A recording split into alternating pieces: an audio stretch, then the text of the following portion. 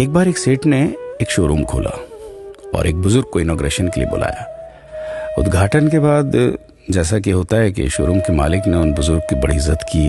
बड़ी इज्जत अफजाई करने के बाद उनको बताया कि देखिए, यहाँ पे 21,000 चीज़ें हैं इस शोरूम में बेचने के लिए। इसमें से आपको जो भी चाहिए, जितनी चाहिए आप ले लीजिए। बुजुर्ग हंसे और बोले कि इनमें से एक भी चीज़ मुझे जीने के लिए ज़रूरी नहीं लगती। मुझे तो इस बात का ताज्जुब होता है, आश्चर्य होता है कि इंसान इन सभी गैर ज़रूरी चीज़ों का इस्तेमाल करता कहाँ है। अब देखिए, एयर फ्रेशनर के बिना किसकी सांस रुक गई?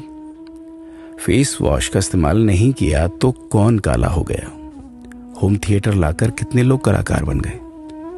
कंडीशनर से किसके बाल मुलायम और काले हुए हैं? अरे, जो डाइनिंग टेबल यूज करते हैं, क्या उनके घुटने नहीं दुखते? थोड़ा दिमाग पर जोर डालकर याद कीजिए कि हैंड वॉश के बिना आपके किस दादा के पेट में कीड़े हो गए थे। अगर हम डीओ मारकर निकलते हैं तो क्या लोग हमें सूंघने आते हैं? एक्चुअल में तो हम सभी इस प्रकृति को चुनौती दे रहे हैं, वरना बुगला जो होता है वो शैम्पू से नहाता है क्या? मोर अपने रंगों को संवारने या बचाने के लिए कौन सा कंडीशनर या फेस वॉश इस्तेमाल करता है? कभी किसी बिल्ली को मोतियाबिंद होता देखा है? किसी खरगोश के बाल कभी गिरते हुए या सफेद होते हुए देखे हैं? इनहेलर या बाम के बिना भी कुत्ते के सूंघने की क्षमता उतनी ही तेज है। मधुमक्खी का शुगर लेवल बिना दवाई के भी कंट्रोल में ही है। अलार्म के बिना भी मुर्गा रोज उठकर बांग देता है। दरअसल इंसान पैसा खर्च करके दुखी होने की चीजें खुद ही खरीदता रहता है। नेट बंद तो दुखी, लाइट जाए तो दुखी, मोबाइल का चार्जर खराब तो दुखी, केबल टीवी कट जाए तो दुखी, मच्छर मारने की दवाई ना मिले तो दुखी, महिलाओं को मेकअप ना मिले तो दुखी, मैचिंग कपड़े नहीं मिले तो दुखी। आजकल इंसान 10 मिनट में 20 तरह से दुखी और परेशान रहता है।